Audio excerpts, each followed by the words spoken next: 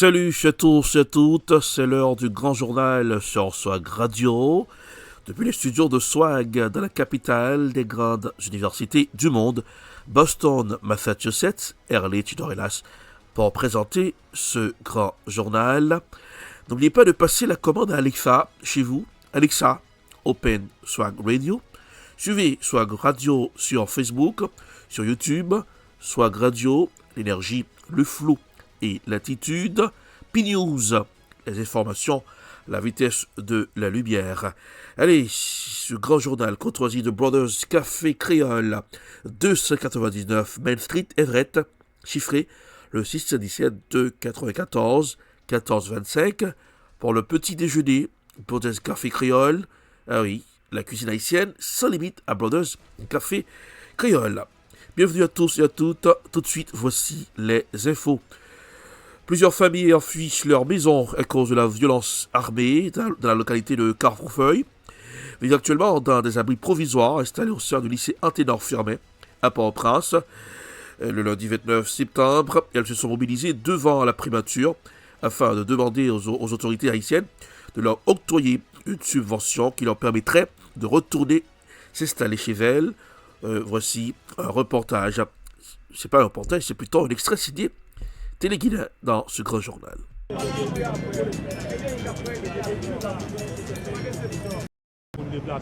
Est-ce que nous avons des gens qui mourent dans la brouille? Est-ce que nous avons des gens qui ont attrapé maladie dans la brouille? Oui, peut-être que nous avons des gens qui sont malades dans la brouille. Parce que c'est pour ça, parce que nous avons un mauvais traitement. Parce que nous n'avons pas bien vivre dans la brouille. Parce que c'est cette organisation qui passe KP2, nous-mêmes qui sont dans la brouille. Nous demandons l'État, lui-même, faut le corriger sur nous pendant que l'école a ouvert. Parce que nous n'avons pas de moyens dans la main pour envoyer les petits à l'école. Dans la brouille, nous avons à peu près 2000 combien de gens qui sont dans la brouille. ONM devine faire un recensement. Maintenant, le recensement que ONM devine faire, ça qui arrive, c'est un minimum de monde, mais le reste, c'est le monde qui cherche la vie qui part là pendant que ONM devine faire le recensement. Maintenant, ça vient arriver, il y en a pour 400 combien de monde qui peut construire dans le bagage ONM. Le directeur a parlé, le résultat prend ça en charge par la vie. Je pour te voir ça, tu as fait pour nous. Mais jusqu'à présent, il ne va pas faire rien pour le reste qui peut construire, pour nous déplacer, pour aller mettre de l'autre côté. Allons dans le département du Sud, de violentes averses se sont abattues ces derniers jours sur le département du Sud, entraînant d'importantes inondations dans plusieurs communes de la région. À Cavaillon, les habitants sont particulièrement touchés. Les maisons ont été envahies par les eaux et de nombreux champs de culture paysanne ont été détruits, compromettant la sécurité alimentaire locale. Voici un extrait signé Téléguinée dans ce grand journal.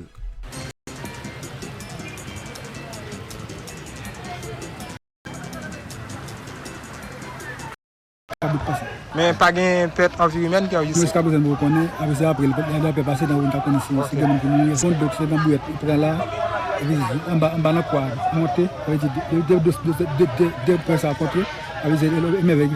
Nous-mêmes, dans la commune Cavaillon, en tant que citoyens, si nous avons un message, nous avons lancé la protection civile, qui s'en tape directement. Bon, ça dans c'est pas la protection civile, tout à fait intervention rapide dans ce monde presque sinistré. Après, nous sommes sinistrés, nous avons un peu de monde. Car il y a gazé, il faut monter.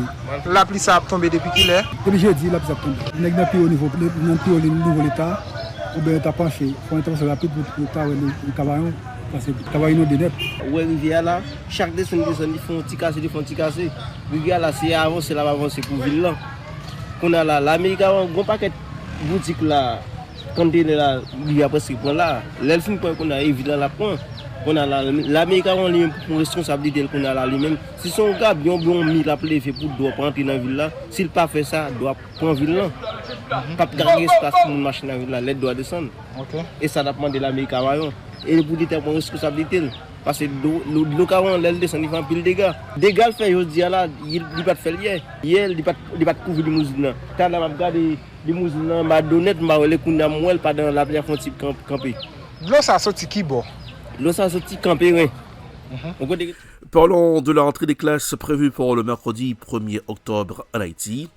Le syndicat des inspecteurs et inspectrices de l'éducation nationale d'Haïti, SIENA, monte au créneau pour critiquer la décision des autorités du ministère de l'Éducation nationale de fixer la rentrée scolaire au 1er octobre prochain. Selon le syndicat, cette décision a été prise sans préparation adéquate Et dans un contexte où les revendications des enseignants restent non satisfaites, la responsable du SINA estime qu'une telle précipitation risque non seulement de fragiliser le système éducatif déjà en difficulté, mais aussi d'aggraver le climat de mécontentement au sein du corps enseignant. Écoutons un extrait dans ce grand journal.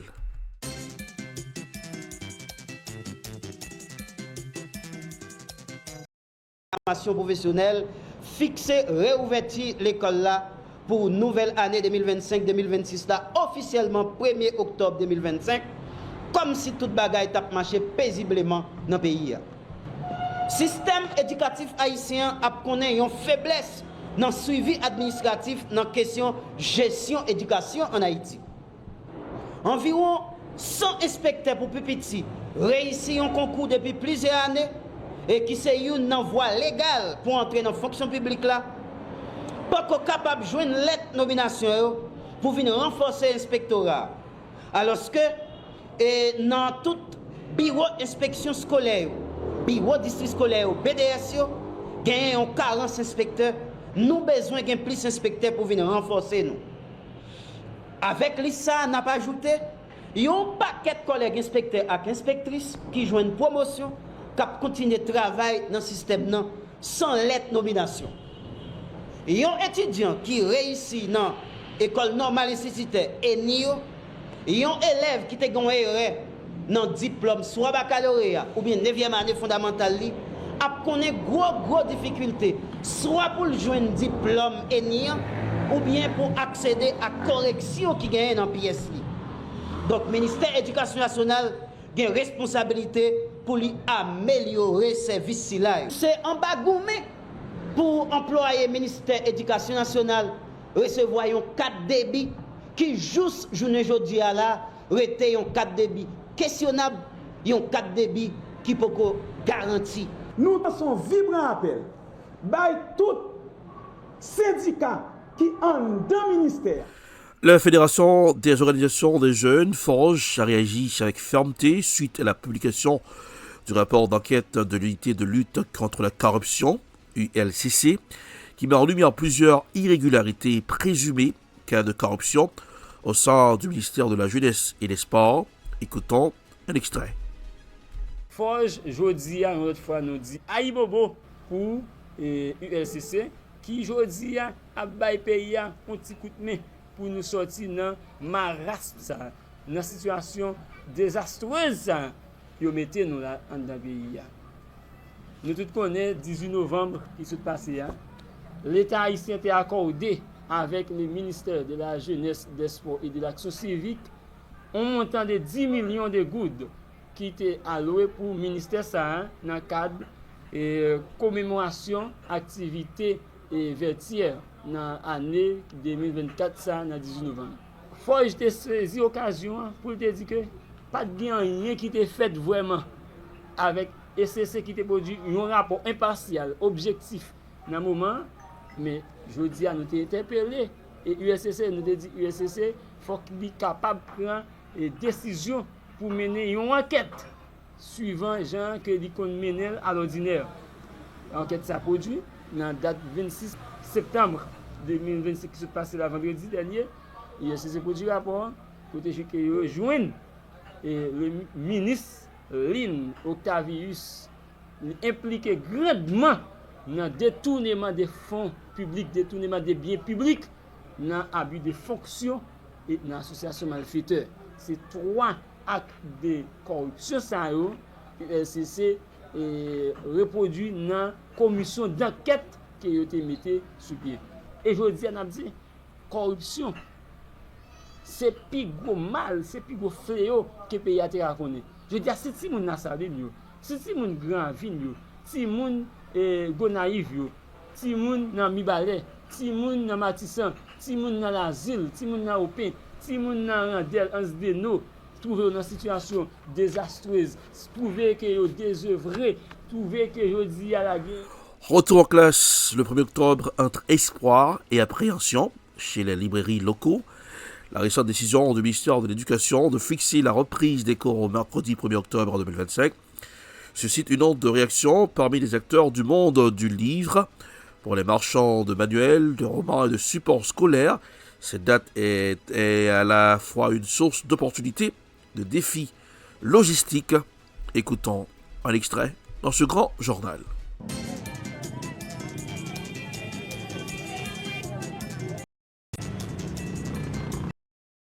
Puisque l'école là, il y a une décision pour l'ouvrir, là, je me quoi tout si mon yo pour aller quand même là yo pas aller tout des cours même assurer que tout pour aller quand même l'année passée l'école là était lentement mais année ça puisque l'école là lui avant je veux dire il approché dans ancien système là nous assurer que l'école là la plus bien prend année parce que tout le monde qui vit dans l'environnement Pétionville, là, je ne sais pas pour l'autre côté, mais il y a une décision pour tirer la classe.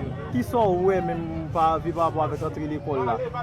Bon, je veux dire, moi pas comme tout le monde, mais tout le monde sous pied, tout le monde a brassé des temps pour essayer de aller chita dans la classe. La guerre va gagner, la guerre blanche, c'est comme si nous l'école là vraiment comme si dans la guerre pas avant là. C'est qui parents on va après. La chercher on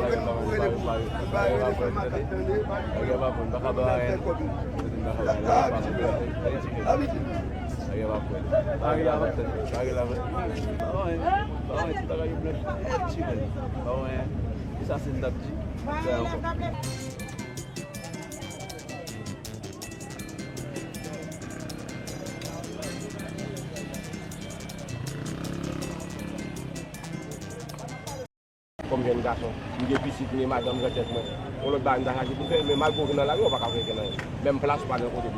On va demander parler là, on va prendre mon appui là pas la bonne. Et ça est plus complet, mais pour aller là. Bon même dans le magasin là, on a pour les beaucoup de notre bar là. Nous nous disons dedans, carrément il pose une question. Il pose une question, il va dire ça oui, il fait bagaille là, mais il m'a dit une question pour les boîtes là, madoua. Là mais au marché encore. Dans la rue, là mais au marché. Moi je vois moi même la réa c'est pour nous lier. Pas comme ça, je me dans l'arrière. Si je me dis devant moi, pour passer. Je me mets dans la place, pour me mettre dans l'arrière, je ne vais pas.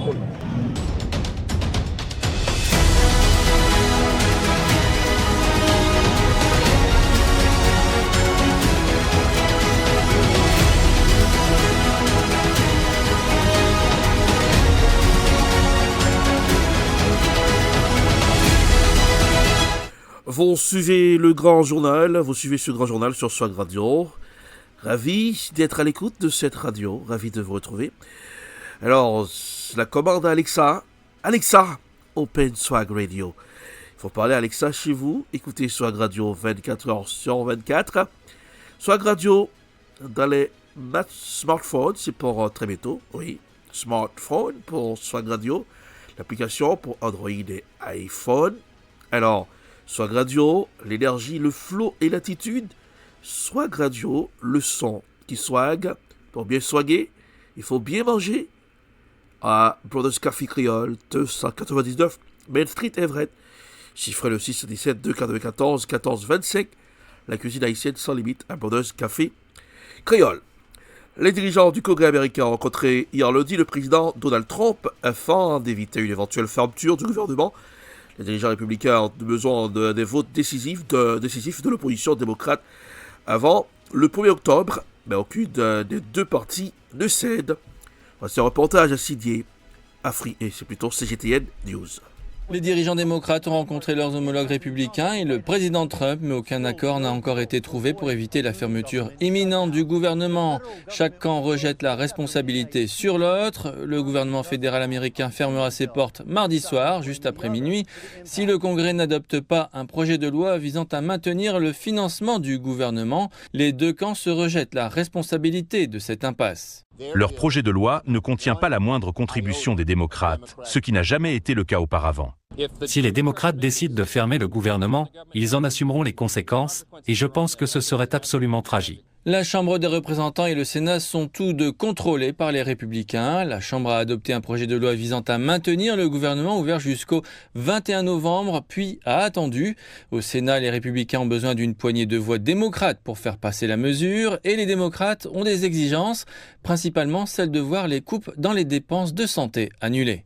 Même si les Républicains acceptaient, il faudrait du temps pour rédiger un nouveau projet de loi et faire revenir les membres de la Chambre à Washington pour le voter. Il est possible qu'un accord verbal soit conclu entre les démocrates, Trump et les Républicains pour les dépenses de santé à l'avenir, mais il n'est pas certain que cela suffise aux démocrates. Cela s'explique en partie par le fait que les démocrates tentent de trouver un moyen d'exercer leur pouvoir alors qu'ils sont minoritaires dans les deux chambres du Congrès, mais le coût politique d'un arrêt des activités gouvernementales pourrait dépasser tout avantage politique. Des milliers d'employés fédéraux seraient probablement au chômage et certaines agences gouvernementales fermeraient. Mais l'application de la loi fédérale devrait continuer à fonctionner, le courrier continuerait à être distribué, les droits de douane continueraient à être perçus et les paiements de la sécurité sociale et de l'assurance maladie devraient se poursuivre. Et il y a un autre problème, l'administration Trump a menacé de licencier définitivement des milliers d'employés fédéraux si le gouvernement fermait ses portes, ce qui revient essentiellement à des coupes budgétaires à la manière du Doge. Cette mesure vise à exercer une pression supplémentaire sur les démocrates et bien sûr le jeu politique du blâme se poursuivra. Les deux camps tenteront de se rejeter la responsabilité, mais en général, la fermeture du gouvernement est mauvaise pour les deux camps sur le plan politique. Donald Trump présente son plan de paix pour Gaza. La réponse du Hamas attendue. Le président américain a présenté un plan global pour mettre fin au conflit à Gaza, qui prévoit un processus de démilitarisation de l'enclave palestinienne sous la supervision d'observateurs internationaux. Voici un reportage signé Euronews. Après une rencontre avec Donald Trump à la Maison-Blanche, le Premier ministre israélien Benjamin Netanyahou a déclaré qu'il était d'accord avec le plan de paix proposé par le président américain pour mettre fin à la guerre que mène depuis presque 2 ans Israël à Gaza. Le Qatar et l'Égypte ont présenté la proposition aux négociateurs du Hamas qui l'auraient examinée mais ne l'ont pas encore commentée. Lors d'une conférence de presse conjointe à la Maison-Blanche, Donald Trump a également déclaré que les États-Unis soutiendraient Israël dans sa guerre si le Hamas rejetait ce plan. I hope that we're going to have a deal for peace. And if Hamas rejects the deal, which is always possible, they're the only one left. Everyone else has accepted it. But I have a feeling that we're going to have a positive answer. But if not, as you know, Bibi, you'd have our full backing to do what you would have to do. Lors de la conférence de presse, Benjamin Netanyahou a également présenté des excuses officielles au Qatar pour avoir tué l'un de ses citoyens lors d'une frappe aérienne sur Doha qui visait une délégation du Hamas. Il s'agissait de la première attaque d'Israël au Qatar qui a été un médiateur clé dans les efforts de cesser le feu. Parlons de la paix au Proche-Orient. Le Hamas peut-il accepter le plan de paix de Donald Trump ? Selon Charles Anderlin, journaliste spécialiste du Proche-Orient, interrogé par France 24, cela dépendra de la pression exercée par les pays arabes. Écoutons un extrait dans ce grand journal. Cela dépendra totalement des pressions des pays arabes sur le Hamas. C'est la première fois qu'on a une proposition d'accord avec une telle proportion de pays arabes qui en sont à l'origine, pas seulement l'Arabie Saoudite, le Qatar, la Turquie qui est un ennemi d'Israël. Je vous rappelle que Erdogan a interdit le survol du territoire turc par les avions israéliens. L'Égypte, tout le monde est là. Est-ce que les pays arabes feront suffisamment pression sur le Hamas pour qu'il accepte cet accord ? Si c'est oui, alors là, on entre dans la région dans un jeu totalement différent. Et puis oui, effectivement, cet accord par étapes pourrait conduire à une paix. Cela prendra certainement du temps. Surtout dans l'état actuel d'urgence, il faut arrêter les horreurs, il faut arrêter les massacres qui se déroulent à Gaza, les opérations du Hamas également. Donc, il faut serrer les pouces, espérer qu'on avancera. Tout le monde en a besoin dans la région, y compris les Israéliens, bien entendu, les Palestiniens, les Gazaouis.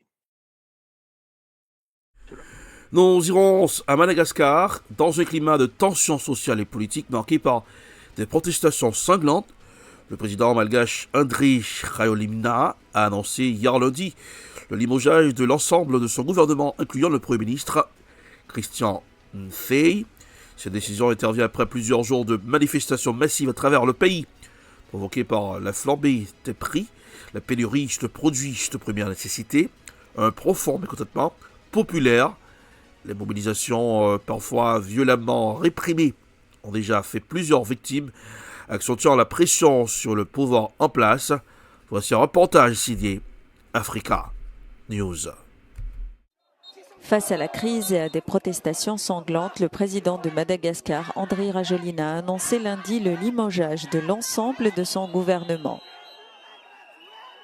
Lors d'une allocution télévisée, le président a déclaré suivre l'article 54 de la Constitution, précisant que de nouveaux ministres seront nommés dans les prochains jours.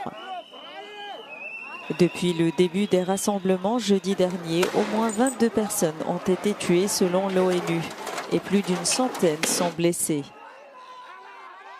Samedi dernier, des milliers de manifestants ont pris la rue pour dénoncer la situation politique et économique au pays. Nous exigeons la démission de Rajoelina. S'il est incompétent, il doit se retirer car les étudiants souffrent, le peuple souffre, tout le monde souffre parce que l'électricité ne fonctionne pas. Il y a des coupures d'eau. La situation s'est intensifiée avec des casses, des pillages et des arrestations, notamment à Antananarivo. Nous irons dans la capitale marocaine, à Rabat. Des milliers de citoyens marocains sont descendus dans les rues le week-end écoulé pour dénoncer la flambée des prix, la répression grandissante et la détérioration des services publics, notamment dans le secteur de la santé. Le reportage est signé Al24 News dans ce grand journal. C'est par la violence que les voix des manifestants sont muselées au Maroc. Ils s'étaient regroupés pour une manifestation populaire pacifique pour crier leur ras-le-bol et dénoncer des décennies de répression, d'inflation et de médiocrité médicale. Mais un important dispositif sécuritaire a été déployé pour juguler la colère d'un peuple fatigué par des crises économiques et sociales successives, exacerbées par la politique du Marzen. On est venus juste pour un sit-in. Ils ont commencé à nous intimider. Pourtant, nous sommes des gens pacifiques. Nous ne demandons rien d'autre que nos droits. Nos enfants meurent noyés en tentant de traverser la mer et nous ne faisons que regarder. Les universités de recherche scientifique ne sont pas habilitées en par recours aux outils de recherche scientifique. Nous constatons dans certaines universités que 100 à 200 étudiants partagent un seul et même appareil. Qu'allons-nous apprendre avec un seul appareil ? L'étincelle de cette colère populaire s'est déclenchée à Agadir il y a 2 semaines, après le décès de 8 femmes suite à des accouchements par césarienne à l'hôpital. Un incident qui a déclenché la révolte des Marocains, d'abord contre la détérioration des services de santé, mais également contre la crise sociale qui sévit dans le royaume. Ma sœur est victime de négligence médicale. Ma sœur agonise. Ils ne veulent pas la soigner. La situation des villages et hameaux au Maroc est plus grave que celle des grandes villes. Isolés, les villageois se retrouvent livrés à eux-mêmes sans aucun responsable pour écouter leurs requêtes. On se déplace pour réclamer des routes, mais aucun responsable n'est disponible. Les Marocains se sont révoltés contre les politiques successives du Marzen, qui refusent de reconnaître son échec cuisant dans la gestion de la crise sociale et économique. Au lieu de cela, ils répriment des manifestants pacifiques dans une escalade sans précédent qui laisse présager de plus graves troubles sociaux.